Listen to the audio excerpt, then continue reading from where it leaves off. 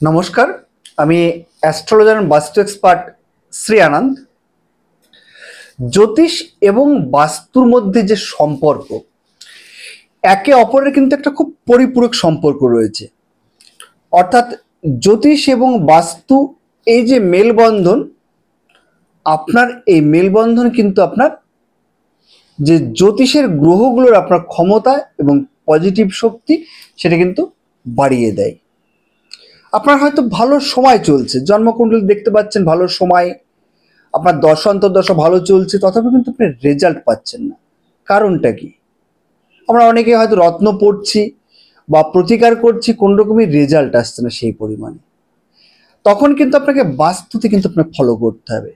কারণ বাস্তুর প্রতিটা যে জোন রয়েছে বা দিক রয়েছে, প্রতিটা গ্রহকে সে কিন্তু নির্দেশ করে। ধরুন আপনার বাড়ির উত্তর দিক, এই উত্তর দিক হচ্ছে আপনার বুধ গ্রহকে নির্দেশ করে।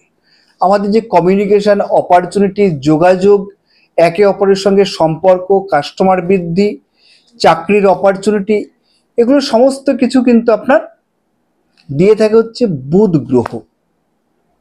তো আমরা যদি কমিউনিকেশন, যোগাযোগ ঠিক না পাই, তাহলে কিন্তু অপরচুনিটি আমাদের সেভাবে আসবে না। তাহলে অপরচুনিটি আসতে গেলে কিন্তু আমার বাড়ির উত্তর দিককে ঠিক রাখতে হবে। আর এই উত্তর দিক যদি বাস্তুতে আপনার ঠিক থাকে, তাহলে কিন্তু আপনার জন্মকুণ্ডলীর বুধ গ্রহ কিন্তু আপনার পজিটিভ রেজাল্ট দেবে। ধরুন আপনার জন্মকুণ্ডলী কাউকে দেখাতে গেছেন, দেখতে পাচ্ছেন আপনার বুধ নেগেটিভ হয়ে আছে, বা বুধের দশা যে টাইমে চলছে সেই টাইমে খুব ভালো আপনার দশা চলছে, তথাপিও কিন্তু আপনি রেজাল্ট পাচ্ছেন না। এক হচ্ছে নেগেটিভ, দুর্বল হয়ে আছে, সেকেন্ড হচ্ছে ভালো চলছে। তাহলে এখানে দুটোতেই কিন্তু আপনি রেজাল্ট পাচ্ছেন না।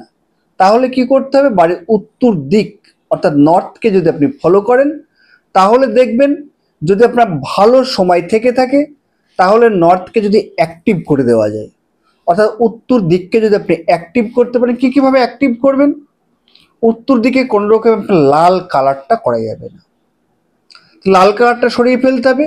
উত্তর দিক বাড়ির দেখবেন অন্যান্য দিকের থেকে বেশি আপনার দেখা যাচ্ছে প্রসারিত, চওড়া, সেখানেও কিন্তু আপনার বুধ গ্রহটা কিন্তু আপনার দুর্বল হবে।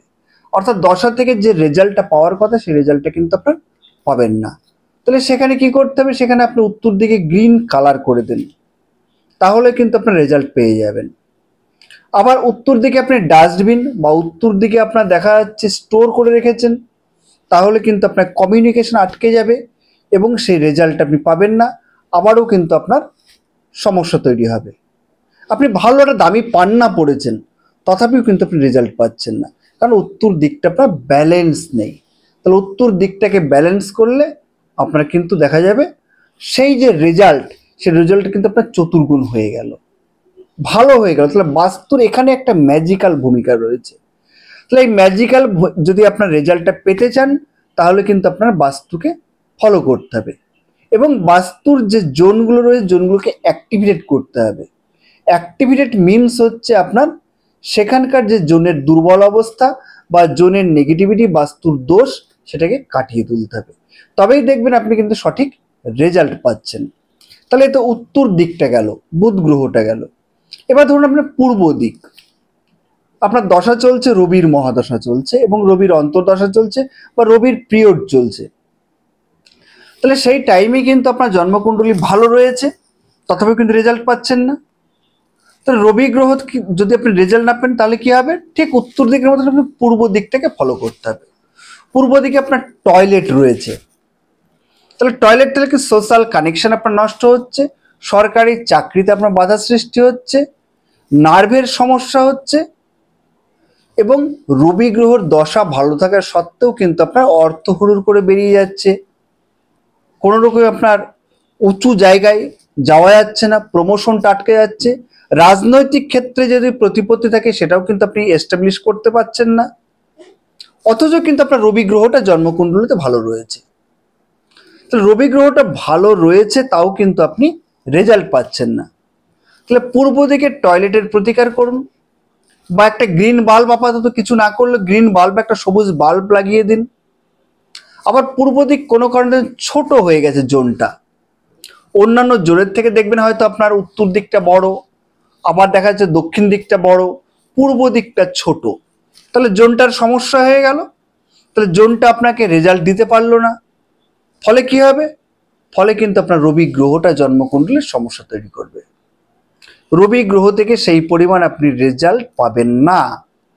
এইবার এই পূর্ব দিককে যদি আপনি কোনো রকম অ্যাক্টিভেটেড করে দেন, পূর্ব দিকে আপনি একটি ব্রাশের আপনার যেটা সূর্যের ছবি পাওয়া যায় ব্রাশ অর্থাৎ পিতলের, সেটা লাগিয়ে দেন এবং পূর্ব দিকের জোনটাকে ব্যালেন্স করুন, তাহলে দেখবেন রবি গ্রহটা অটোমেটিকই অ্যাক্টিভেটেড করবেন এবং যে আপনি চুনিটা পড়েছেন, যে রত্নটা দাম দিয়ে পড়েছেন, সেটা কাজ করতে শুরু করছে এবং পূর্ণ রেজাল্ট আপনি পাচ্ছেন।